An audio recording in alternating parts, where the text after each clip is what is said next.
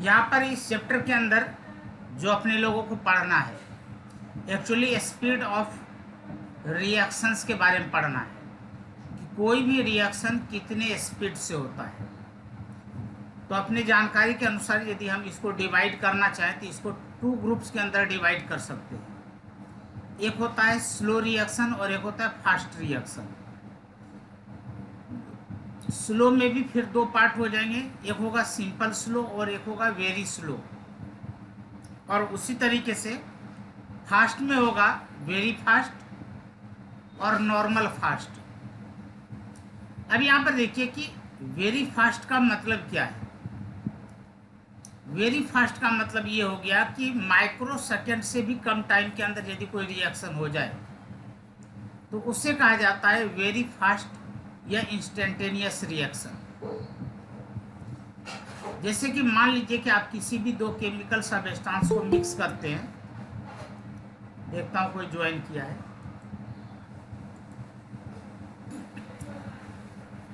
तो इसे सिंपली केवल याद रखना है, पेपर में ये पूछे नहीं जाते हैं। 1-2 एग्जाम्पल भले पूछ दिया जाता है। जैसे कि स्लो रिएक्शन का यदि हम एग्जाम्पल लें तो लोहे में जो रस्ट लगता है, क्योंकि जिस रिएक्शन को होने में 1 घंटे से ज़्यादा टाइम लग जाए तो वो वेरी स्लो रिएक्शन में आ जाता है। और रस्ट जो होता है ये 1 दिन में नहीं लगता है, ये बार बार आ रही है।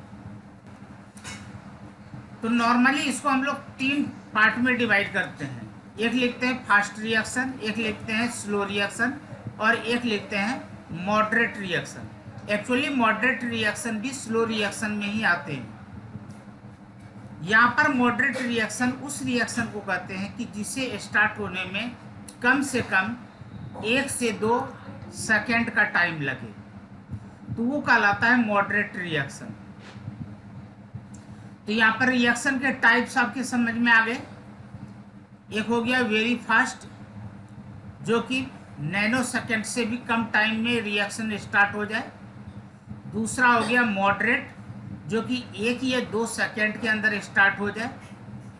और तीसरा हो गया स्लो रिएक्शन, जिसमें कि कुछ मिनट या कुछ घंटे या कुछ दिन ले ले, तो उसे कहा जाता है very slow reaction.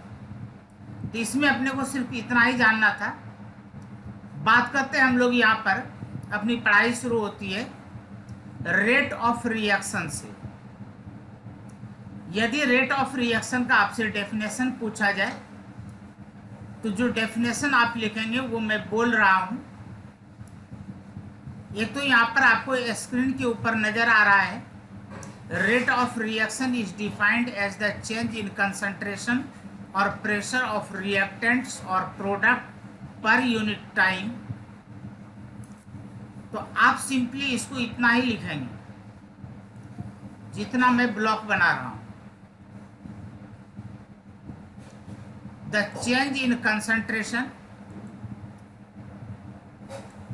The change in concentration और प्रेशर ऑफ रिएक्टेंट्स और product per unit time is known as rate of reaction. दोबारा एक बार सुन लें। द चेंज इन कंसंट्रेशन और प्रेशर ऑफ रिएक्टेंट्स और products per unit time is known as rate of reaction and rate of reaction is always positive. और rate of reaction हमेशा positive होते हैं, लेकिन लिखते समय हम लोग इसे पॉजिटिव साइन और निगेटिव साइन दोनों से रिप्रेजेंट करते हैं। पॉजिटिव साइन का मतलब होता है कि यह रिएक्टेंट से प्रोडक्ट की ओर जा रहा है, यानी कि पॉजिटिव का मतलब प्रोडक्ट का कंसंट्रेशन इंक्रीज हो रहा है, और माइनस का मतलब रिएक्टेंट का कंसंट्रेशन डिक्रीज हो रहा है। इस प्लस और माइनस का न्यूमेरिक कैलकुलेशन में कोई यूज नहीं करना है, तो ये आपको याद रखना है। रेट ऑफ रिएक्शन का यहाँ पर फॉर्मूला हो जाएगा change in concentration of reactant और products divided by time taken in change.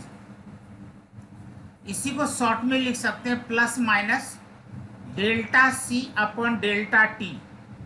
Delta C का मतलब हो गया चेंज इन कंसंट्रेशन, और डेल्टा टी का मतलब हो गया टाइम टेकन इन चेंज, यानी कि उसे चेंज होने में कितना टाइम लगा। आप इस ग्राफ को देख सकते हैं, ग्राफ को मैं और बड़ा कर देता हूं।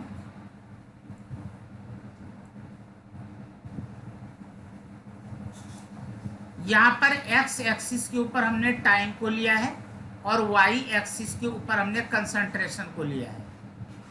अब यहां पर जो रिएक्टेंट का कंसंट्रेशन है ये आप देख रहे हैं लगातार डिक्रीज हो रहा है, और प्रोडक्ट का कंसंट्रेशन लगातार इंक्रीज हो रहा है।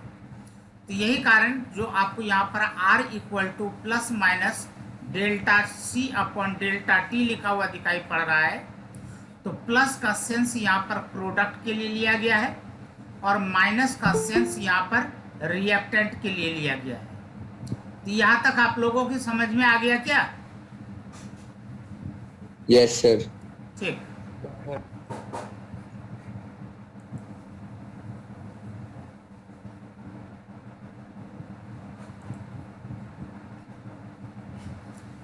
एक होता है यहाँ पर एवरेज रेट ऑफ रिएक्शन और एक होता है इंस्टेंटेनियस रेट ऑफ रिएक्शन। ये पेपरों में पूछा जाता है। ये एवरेज रेट ऑफ रिएक्शन क्या है, या इंस्टेंटेनियस रेट ऑफ रिएक्शन क्या है। तो यहाँ पर आप इस चीज़ को इस तरीके से समझें कि मान लीजिए कि आप कोई प्रैक्टिकल कर रहे हैं और शुरू से लास्ट तक आपने उससे ऑब्जर्व किया। तो यहाँ पर कहा जाता है कि rate of reaction over a certain measurable period of time during the course of reaction is called average rate of reaction. और यदि आप ये नहीं लिखना चाहते हैं तो आप पहले जो याद किए थे रेट ऑफ रिएक्शन, वही चीज़ आप यहाँ पर लिख सकते हैं। क्या? तो चेंज इन कंसंट्रेशन और pressure of reactants or product per unit time is known as average rate of reaction। क्योंकि यहाँ पर रिएक्शन पूरा कंप्लीट होने देते हैं और उसके बाद हम यहाँ पर एवरेज निकालते हैं कि यह कितने टाइम में रिएक्शन कंप्लीट हुआ। मान लीजिए कि हमारे पास ए नाम का, यहाँ पर देखिएगा जो मैंने ब्लॉक बनाया, ए नाम का यहाँ पर हमारे पास रिएक्टेंट है और बी नाम का हमारे पास प्रोडक्ट है। अब यदि इससे हमें लिखना हो तो मैं आपको दूसरे स्क्रीन पर लेकर के जा रहा हूं। मान लीजिए कि हमारे पास ए नाम का कोई रिएक्टेंट है और बी नाम का हमारे पास कोई प्रोडक्ट है। तो इसको मैं इस तरीके से लिख रहा हूं, स्मॉल लेटर में ए दिया। स्मॉल लेटर में ए लिखने का मतलब यह कोई न्यूमेरिक वैल्यू है। फॉन्ट का साइज में थोड़ा बड़ा कर लेता हूं ताकि आराम से आप लोग समझ सकें। और यहां पर हमने स्मॉल लेटर में बी दिया है। तो याद रखिएगा कि कैपिटल लेटर में जो लिखा हुआ है यह कोई केमिकल है और स्मॉल लेटर में जो लिखा हुआ है यह कोई न्यूमेरिक वैल्यू है। अब यदि अपने को यहां पर रेट ऑफ रिएक्शन लिखना होता है तो यहाँ पर जो लिखने का तरीका है जरा समझ लीजिए।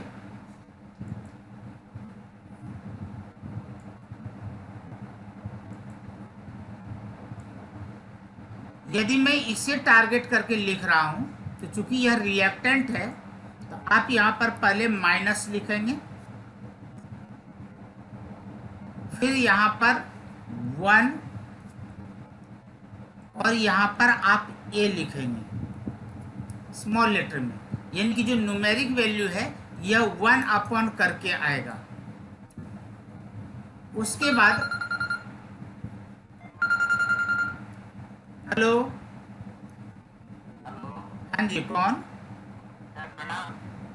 हाँ रजत, अब आप आधे घंटे के बाद बात करेंगे, अभी ऑनलाइन क्लास ले रहा था। हाँ घर पर ही हूँ, स्कूल तो बंद है ना। हाँ हाँ जी, हाँ जी प्रणाम।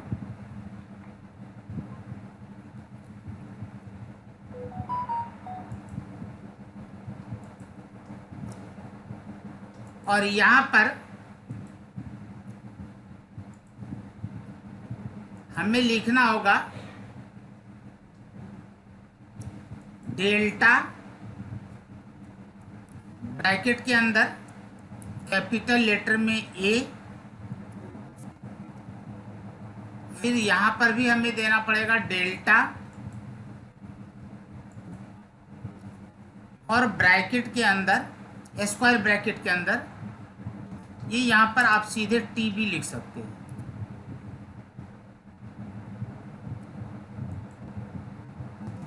इक्वल टू, अब यदि मैं इस प्रोडक्ट के हिसाब से लिखना चाहता हूं, तो इस प्रोडक्ट के हिसाब से लिखने के लिए चूंकि प्रोडक्ट का कंसंट्रेशन इंक्रीज होता है, तो आप यहां पर प्लस का निशान लगाएंगे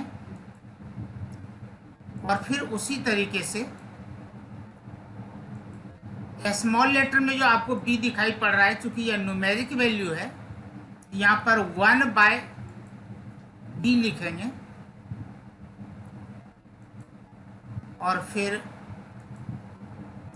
change in concentration of product, और जब भी चेंज लिखना होता है तो हमें यहां पर डेल्टा का निशान लगाना होता है, क्योंकि डेल्टा का मतलब ही होता है चेंज। यहां पर केमिकल का नाम लिखेंगे स्क्वायर ब्रैकेट के अंदर, और फिर यहां पर टाइम टेकन, ये चेंज इन टाइम। तो यहां तक समझ में आ गया क्या? Yes sir. अब यहां पर एक चीज और समझने वाली बात है, यदि आप इस पूरे को यदि बोलेंगे तो यह कहलाएगा रेट ऑफ रिएक्शन, या इस पूरे को भी यदि बोलते हैं तो इसे कहा जाता है रेट ऑफ रिएक्शन। आप अपने नोटबुक में इस बात को लिख लें, क्योंकि व्हाइट बोर्ड हमारे पास यहाँ पर उस तरीके की सुविधा है नहीं लैपटॉप में, ना तो मैं आपको लिख करके बताता, इसलिए आप इसको एक पेज के ऊपर लिखें और जैसे मैं गाइड कर रहा हूँ वैसे आप नोटबुक पर नोट कर लें। तो इस पूरे को यदि पढ़ा जाएगा तो इसे पढ़ा जाएगा रेट ऑफ रिएक्शन, और इस पूरे को भी पढ़ा जाएगा रेट ऑफ रिएक्शन। लेकिन यदि मैं यहाँ पर कलर चेंज करके आपको बता रहा हूँ, यदि सिर्फ इतना ही पढ़ना हो जितने को मैं रेड कर रहा हूँ, तो इसे पढ़ा जाएगा रेट ऑफ डिसअपियरेंस, यानी कि न्यूमेरिक वाले पार्ट को हमने छोड़ दिया, केवल रेड वाला जो पार्ट आपको दिखाई पड़ रहा है इसे पढ़ा जाएगा रेट ऑफ डिसअपियरेंस। जब मैं इसको YouTube पर डालूंगा तो उसमें मैं एडिट करके लिख दूंगा, और उसी तरीके से प्रोडक्ट वाले में भी यदि केवल इतना ही पोर्शन बोलना हो तो चूंकि इसका यहाँ पर फॉर्मेशन हो रहा है तो इसे पढ़ा जाएगा रेट ऑफ अपीयरेंस। इसको मैं ब्लू कलर कर देता हूँ या ग्रीन कर देता हूँ। तो ग्रीन वाले पार्ट को यदि बोलना है तो रेट ऑफ अपीयरेंस, और रेड वाले पार्ट को यदि पढ़ना है तो इसे पढ़ा जाएगा रेट ऑफ डिसअपियरेंस। चूंकि यह रिएक्टेंट है, यह डिक्रीज हो रहा है, घट रहा है, डिसअपियर हो रहा है, इसलिए रेट ऑफ डिसअपियरेंस। और ग्रीन वाला पार्ट या प्रोडक्ट है, इसका कंसंट्रेशन इंक्रीज हो रहा है, इसलिए इसे कहा जाएगा rate of appearance.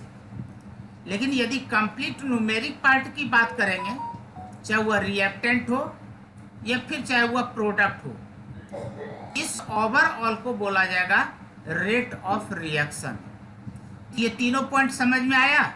Rate of reaction, rate of disappearance and rate of appearance. Yes sir. Yes sir.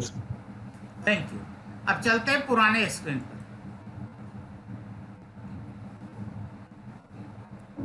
अब यहां पर एक आ जाता है instantaneous rate of reaction. Instantaneous rate of reaction को भी आप पहले की तरह ही याद रखें, लेकिन थोड़ा सा चेंज करना है। क्या चेंज करना है?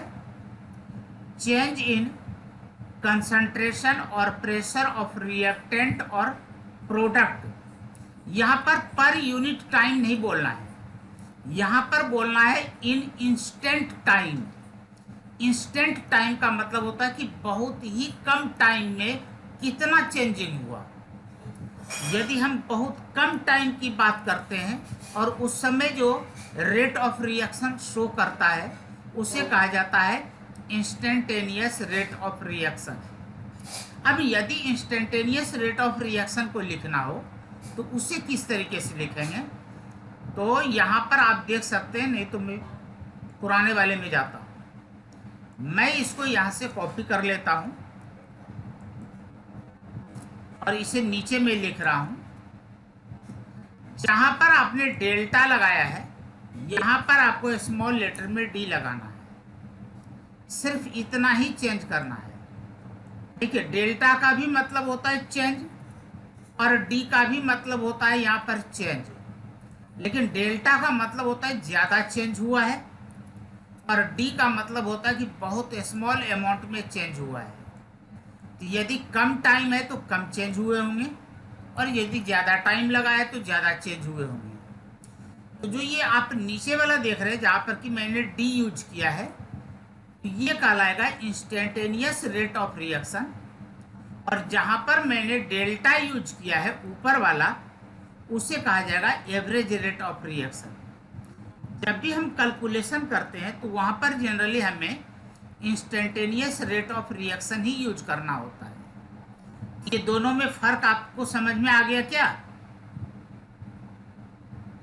Yes sir. Yes sir. हाँ, तो ऊपर वाला हो गया जिसमें कि हमने डेल्टा लिखा है वह एवरेज रेट ऑफ रिएक्शन, और नीचे वाला जिसमें कि हमने डी लिखा है यह कहलाएगा इंस्टेंटेनियस रेट ऑफ रिएक्शन।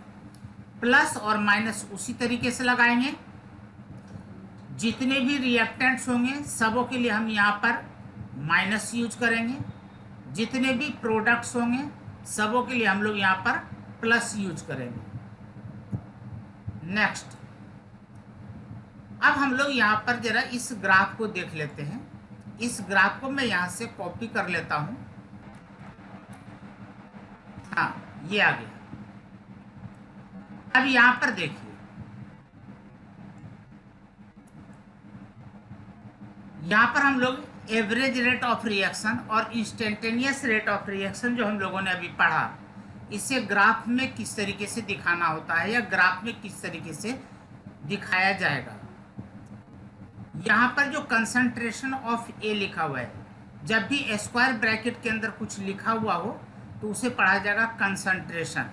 अब मान लीजिए कि मैंने यहाँ पर स्क्वायर ब्रैकेट दिया और यहाँ पर हमने लिख दिया NH3, इसका मतलब इसको पढ़ा जाएगा कंसंट्रेशन ऑफ अमोनिया। तो इस स्क्वायर ब्रैकेट के अंदर जो भी केमिकल का नाम लिखा हुआ रहेगा उसको इसी तरीके से पढ़ा जाएगा कंसंट्रेशन ऑफ।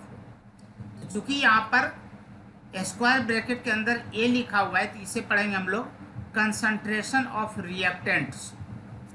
अब रिएक्टेंट है तो इसका कंसंट्रेशन टाइम के अकॉर्डिंग डिक्रीज होता चला जाएगा। ये जो आपको कर्व लाइन मिल रहा है ये लाइन तो शो कर रहा है एवरेज रेट ऑफ रिएक्शन को। अब यहाँ पर यदि आपने इस ग्राफ के ऊपर कोई एक टेंजेंट ड्रॉ किया तो टेंजेंट ड्रॉ करेंगे तो आपने 10th क्लास में मैथमेटिक्स में पढ़ा होगा कि टेंजेंट का मतलब होता है कि वह सर्कल को किसी एक पॉइंट पर केवल टच करता है। तो यहाँ पर इस कर्व को इस पॉइंट पर ये टच कर रहा है, ये जो आप देख रहे हैं इस पॉइंट पर यहाँ पर टच कर रहा है। तो यहाँ से जो आपने ये स्ट्रेट लाइन ड्रॉ किया है, टेंजेंट ड्रॉ किया है, यह टेंजेंट शो करता है इंस्टेंटेनियस रेट ऑफ रिएक्शन को। तो ये ग्राफ समझ में आ गया क्या कि एवरेज रेट ऑफ रिएक्शन और इंस्टेंटेनियस रेट ऑफ रिएक्शन को कैसे पहचाने हैं? हेलो, यस सर, आ गया। ठीक है।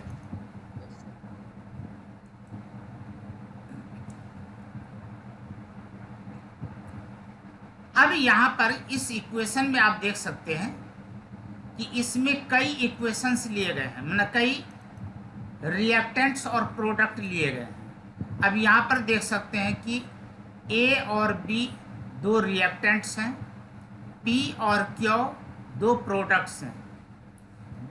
इन सबों का numeric value M1, M2, N1, N2 लिया गया है। अब यहाँ पर देखिए, यदि आपको रेट ऑफ डिसअपियरेंस लिखना है तो रेट ऑफ डिसअपियरेंस के लिए क्या लिखा जाएगा? केवल यहाँ पर लिखा जाएगा D concentration of A upon dt। इस चीज को मैं यहाँ से कॉपी करता हूँ और दूसरे स्क्रीन पर ले जाकर के आपको समझा रहा हूँ।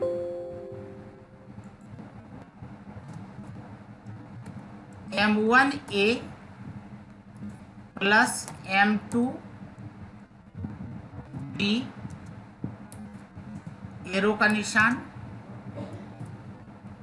N1P और N2Q। ये तो आपका एक हो गया इक्वेशन, ये आपका हो गया इक्वेशन। यदि आपसे पेपर में यह कह दिया जाए रेट ऑफ रिएक्शन लिखो R, रेट ऑफ रिएक्शन लिखना है। रेट ऑफ रिएक्शन के लिए अभी आपने पढ़ा था, इस चीज को हम लोग इस तरीके से लिख लेते हैं, यहां से कॉपी कर लेते हैं।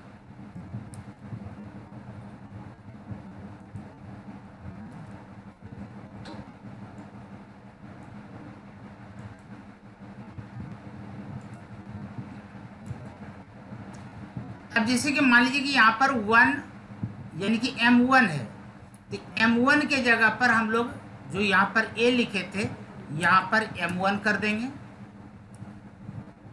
A को हम लोग A ही रहने देंगे, क्योंकि यहाँ पर हमारे पास दो रिएक्टेंट हैं। तो इसको मैं यहाँ से कॉपी कर लेता हूँ और इसके बगल में डाल देता हूँ और यहाँ पर कर देंगे M2 और यहाँ पर हो जाएगा B।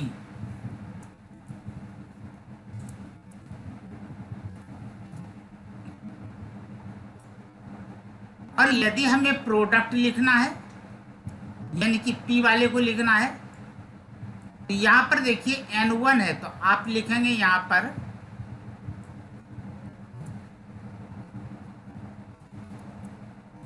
N1 और B के जगह पर आप लिखेंगे P।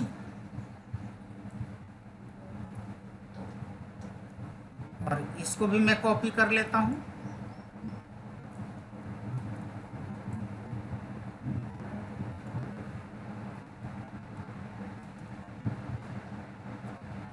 और यहां पर हो जाएगा N2 और यहां पर लिखेंगे Q।